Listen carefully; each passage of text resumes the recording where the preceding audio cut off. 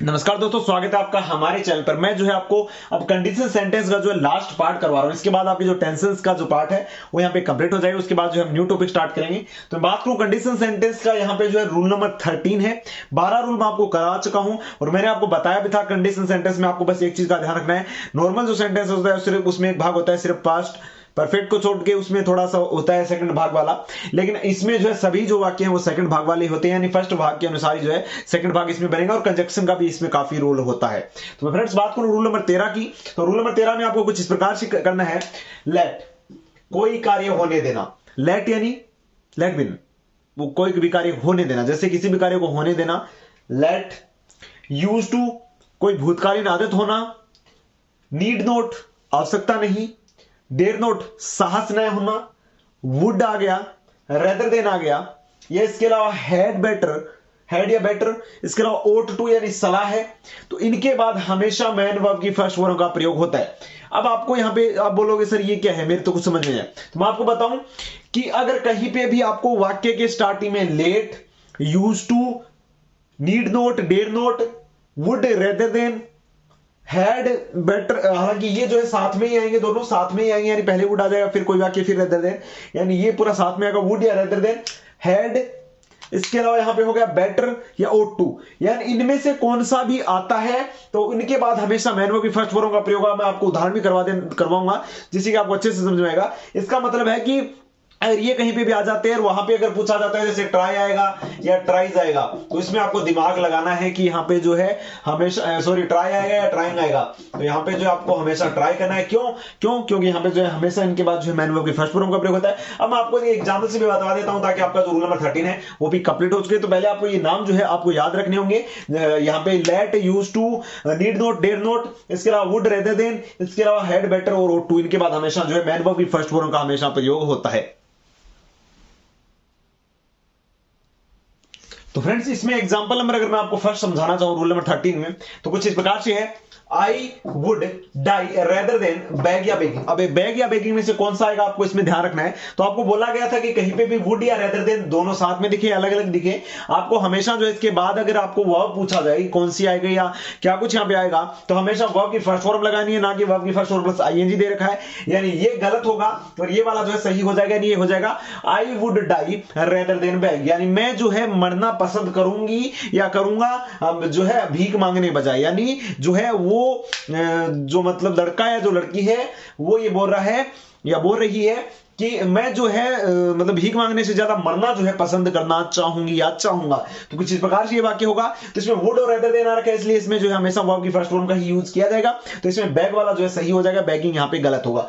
अब मैं बात करूं सेकंड वाले की, आई नीड नॉट पे या पेइंग द बिल, यानी मुझे आवश्यकता नहीं है बिल चुकाने की। अब चुकाने की आ गया तो आप सोच लोगे कि हिंदी में निकाल के तो यार ये तो थर्ड फॉर्म का हो गया, ऐसा कुछ नहीं होता। ये वाक्य कुछ इस प्रकार से बनेगा, लेकिन नीड नोट जहां पे भी आपको दिखाई दे उसके जस्ट बाद में आपको वर्ब की फर्स्ट फॉर्म लगानी है, ना ही थर्ड फॉर्म लगानी है, ना ही है जो यहां पे वर्ब की फर्स्ट फॉर्म प्लस आईएनजी लगानी है, यानी मैन वर्ब की फर्स्ट फॉर्म का यूज होगा। तो इसमें जो है पे सही हो जाएगा, यानी हो जाएगा आई नीड नॉट पे द बिल। अब यहां पे जो मुझे आवश्यकता नहीं है बिल चुकाने की। अब इसके अलावा आपका थर्ड वाला हो जाएगा आई यूज टू। यूज टू का मैंने बताया था भूतकालीन आदत हो और यूज टू का यहां पे अगर प्रयोग हो तो इसके बाद हमेशा जो है वर्ब की फर्स्ट फॉर्म का प्रयोग होता है, ना कि यहां पे जो है आपका वर्ब की फर्स्ट फॉर्म प्लस आईएनजी या थर्ड फॉर्म का। तो इसमें भी आपका जो है टैग वाला सही हो जाएगा। ये हो जाएगा I used to take tea, यानी मुझे जो है भूतकाल में या जो है पहले मुझे चाय पीने की आदत थी।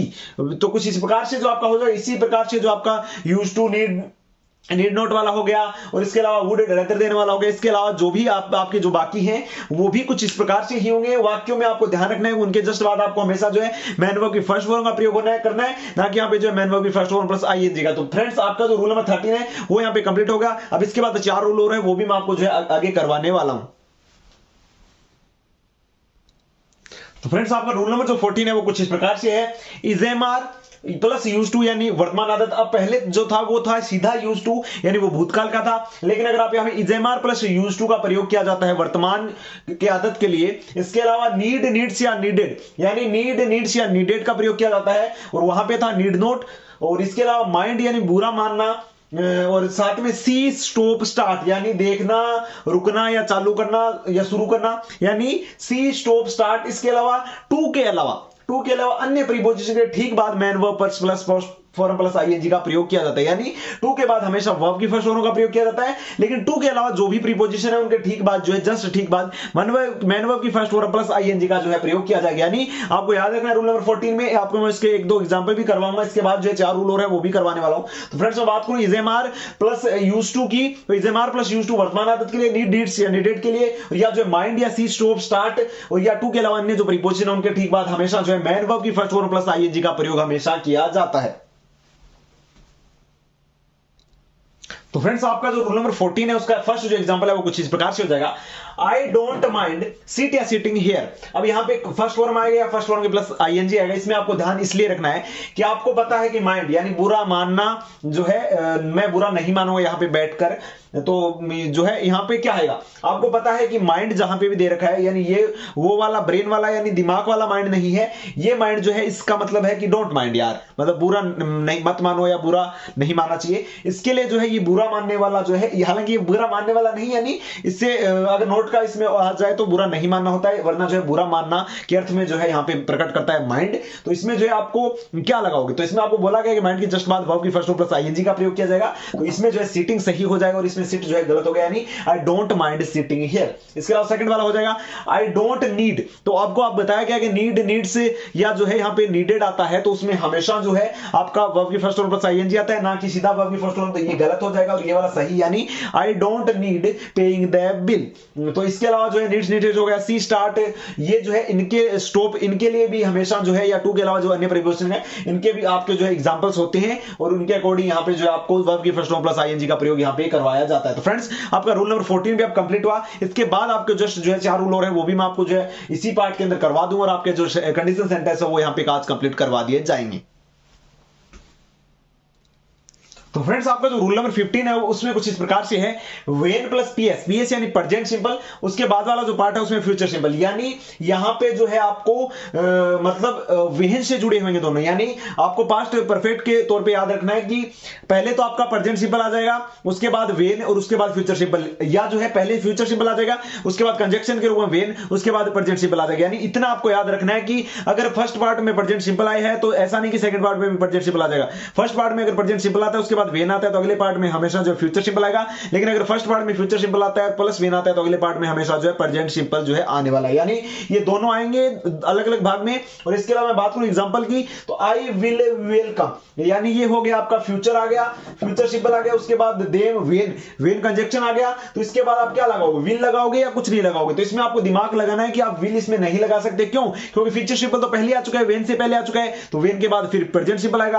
प्रेजेंट सिंपल में मैं बात करूं यहां पे फर्स्ट फॉर्म दे रखी है, क्योंकि दे के बहुवचन है तो फर्स्ट फॉर्म में आएगी, ना कि एसईएस लगेगा, और आर हम इसलिए नहीं लगा सकते क्योंकि कंटीन्यूअस थोड़े बनाना है, सिंपल ही बनाना है, तो इसलिए जो इसमें यहां पे कुछ भी नहीं आएगा, यानी ये वाक्य जो इस प्रकार से बिल्कुल सही है। तो आपका जो रूल नंबर 15 है वो कुछ इस प्रकार से है कि आपको यहां पे जो है अगर प्रेजेंट सिंपल दे रखा है वेन से पहले तो आगे वाले पार्ट में फ्यूचर सिंपल आएगा, अगर फ्यूचर सिंपल पहले दे रखा है तो अगले पार्ट में जो प्रेजेंट सिंपल आने वाला है। तो आपका रूल नंबर 15 भी दोस्तों अब कंप्लीट हो चुका है। तो फ्रेंड्स आपका जो रूल नंबर 16 है वो कुछ इस प्रकार से होगा, इफ यानी पहले तो आपका दे रखा था कि वेन पर अगर प्रेजेंट सिंपल आए यानी वर्ब की फर्स्ट फॉर्म में एसईएस आए तो अगले जो पार्ट है उसमें फ्यूचर सिंपल यानी शैल विल प्लस वर्ब की फर्स्ट फॉर्म होगा, लेकिन वेन वाले में भी कुछ इस प्रकार से था और इफ वाले में भी कुछ इस प्रकार से, बस फर्क ये है कि वेन बीच में आ रहा था कंजक्शन के, लेकिन ये जो है स्टार्टिंग में आएगा यानी इफ प्लस प्रेजेंट सिंपल आएगा, उसके बाद वाले पार्ट में जो आपको फ्यूचर सिंपल करना है। जैसे इसका एग्जांपल है इफ राजू और उसके बाद यहां पे काल्स आएगा, विल कॉल आएगा, इसमें बात है कि मी आई विल इन्फॉर्म यू, तो आपको जो है यहां पे मतलब जो राजू अगर मुझे बुलाएगा तो मैं आपको जरूर बताऊंगा या बताऊंगी, तो इसमें आपको कॉल्स लगाना है या विल कॉल लगाना है। इसमें आपको पता है इफ आ गया, इफ के बाद प्रेजेंट सिंपल यहां पे जो है आता है, अगर अगले पार्ट में अगर फ्यूचर सिंपल दे रखा है तो यहां पे फ्यूचर सिंपल दे रखा है तो इफ के बाद हमेशा प्रेजेंट सिंपल आएगा, तो प्रेजेंट सिंपल यहां पे कॉल्स आ जाएगा ना कि विल कॉल, तो ये हो जाएगा if Raju calls me I will inform you. तो कुछ इस प्रकार से हो जाएगा, लेकिन इसमें भी एक अपवाद है कि यदि इफ प्लस वैज्ञानिक तथ्य हो जो दोनों में पीएस यूज होगा, यानी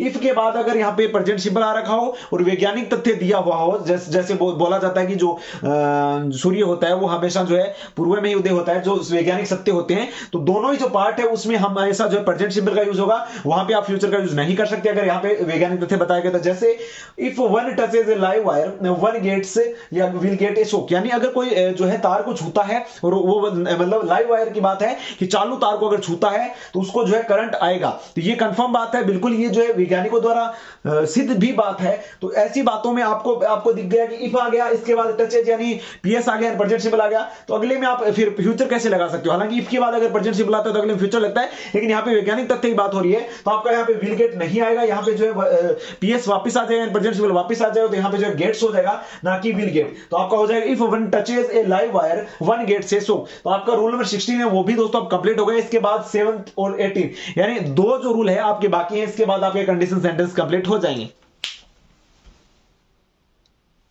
तो फ्रेंड्स आपका जो रूल नंबर 17 है वो कुछ इस प्रकार से हो जाएगा। उसमें तो इफ प्लस प्रेजेंट सिंबल आ रहा था और उसके बाद वाले में फ्यूचर सिंबल आ रहा था, लेकिन अगर यहाँ पे अगर बात वैज्ञानिक तथ्य की थी तो दोनों में प्रेजेंट सिंबल आ रहा था। अब है if plus past symbol. Past symbol में यही नहीं है कि सिर्फ सेकंड फॉर्म और डिड होगा, डिड वगैरह कुछ नहीं है इसमें। इफ प्लस पास्ट सिंबल का मतलब है कि मैन वर्ब की सेकंड फॉर्म या वर या हेड में से अगर कोई आता है मैन वर्ब की फर्स्ट फॉर्म वर या हेड में से, तो अगले जो पार्ट है उसमें यहाँ पे वो नहीं है वेन वगैरह ऐसा कुछ नहीं है। अगले पार्ट में subject plus would could might या जो है उसके साथ वर्ब की फर्स्ट फॉर्म का प्रयोग किया जाएगा। यानी इफ प्लस पास्ट सिंपल आ रहा है, यानी मैन वर्ब की सेकंड फॉर्म वर या हेड में से कौन सा आ रहा है, तो अगले जो पार्ट में उसमें यहां पे जो है would could might plus verb की फर्स्ट फॉर्म का यूज किया जाएगा। और एक बात आपको याद रखनी है कि इफ प्लस यहां पे जो है सब्जेक्ट प्लस वर्ब दे रखा हो, चाहे यहां पे सब्जेक्ट प्लस वर्ब दे रखा हो, कई बार इफ यहां पे साइलेंट होता है तो भी आपका जो है हमेशा subject plus would plus could plus might plus verb की फर्स्ट फॉर्म का ही यूज किया जाता है। जैसे एग्जांपल के तौर पे इफ राजू वर या is my friend he would help me. अब यहां पे आपने देखा कि सब्जेक्ट प्लस वुड आ रखा है, चाहे यहाँ पे कुड माइट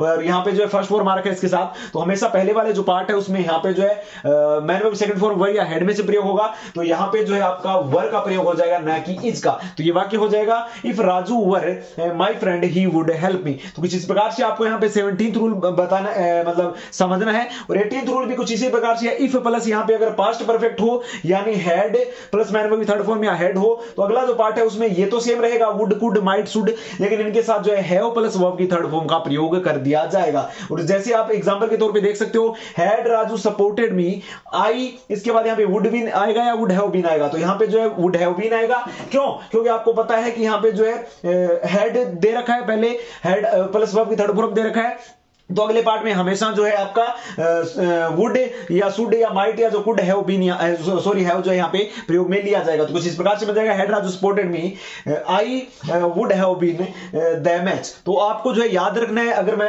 दोबारा से रिपीट करूं इसको, तो इफ प्लस अगर प्रेजेंट सिंपल है तो अगले में फ्यूचर सिंपल आएगा, लेकिन अगर इफ प्लस प्रेजेंट सिंपल है और उसमें अगर वैज्ञानिक तथ्य है तो दोनों में प्रेजेंट सिंपल आएगा। और इफ प्लस पास्ट सिंपल है तो अगले पार्ट में हमेशा जो है should would could plus verb might plus verb first form आएगा। लेकिन अगर यहाँ पे जो है इफ प्लस आपका पास्ट परफेक्ट है तो अगले जो पार्ट है, यानी इसमें पहले वाले में हेड अगर आ रखा है थर्ड फॉर्म आ रखा है, तो अगले जो पार्ट है उसमें should might would could have plus verb की थर्ड फॉर्म का जो है यूज किया जाएगा। तो फ्रेंड्स आपकी जो कंडीशन सेंटेंस है उसकी चौथा पार्ट के साथ ही आपका कंडीशन सेंटेंस कंप्लीट हुआ। इसी के साथ मैंने आपको जो प्रेजेंट सिंपल प्रेजेंट पास्ट और फ्यूचर टेंस में मैं आपको करवा चुका हूं, कंडीशन सेंटेंस भी करवा दिए, इसलिए अब आपका जो टेंस का पार्ट है दोस्तों बिल्कुल यहां पे पूरी तरीके से कंप्लीट हुआ, यानी सारे रूल्स जो है आपके टेंस के वो कंप्लीट हुए। अब अगला पार्ट हम दोस्तों आगे स्टार्ट करेंगे, वो मैं आपको बता दूंगा कौन सा पार्ट स्टार्ट करने वाले हैं जब स्टार्ट करेंगे। तो फ्रेंड्स आपके जो है सेंटेंस की जो क्लास है, टेंस की जो टाइम एंड टेंस की क्लास है दोस्तों, वो आज यहां पे एंड होती है, यानी अब जो है अगला टॉपिक हम स्टार्ट करने वाले हैं। तो दोस्तों अगर आपको पसंद आए तो वीडियो लाइक करें, शेयर करें और चैनल को सब्सक्राइब करने के साथ बेल आइकन जरूर प्रेस कर दें। तो अगले वीडियो में फिर मिलते हैं, धन्यवाद।